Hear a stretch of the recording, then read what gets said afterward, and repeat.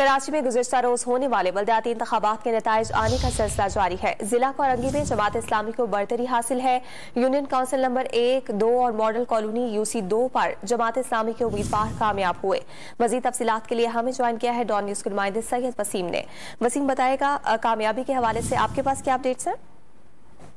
जी बिल्कुल, देखें जिला कोरंगी जो है वो सबसे ताखीर में नताइज जारी हुए हैं यहाँ के, और जो नताइज जारी हुए हैं उसमें जिला कोरंगी UC 1 मॉडल कॉलोनी में तौफीक सिद्दीकी जमात इस्लामी से चेयरमैन का इलेक्शन जीतने में कामयाब हुए हैं। इसी तरीके से मॉडल कॉलोनी की जो UC 2 है वहां से भी जमात इस्लामी के जो नामजद उम्मीदवार थे चेयरमैन के लिए मोहम्मद वसीम मिर्जा, ये भी 6995 वोट लेकर कामयाब हुए हैं। इसी के साथ जिला कोरंगी की जो UC 2 है कोरंगी की, उससे साकिब अजीज खान जमात इस्लामी के जो है वो कामयाब हुए हैं, जबकि UC 11 जिला कोरंगी से पीपल्स पार्टी के सरजीत कुमार ने जो है वो कामयाबी हासिल की है, और जिला कोरंगी की UC 6 मॉडल कॉलोनी से सादुल्ला खान पाकिस्तान तहरीक इंसाफ के चेयरमैन की सीट पर फातेह करार पाए हैं। जी बहुत शुक्रिया वसीम।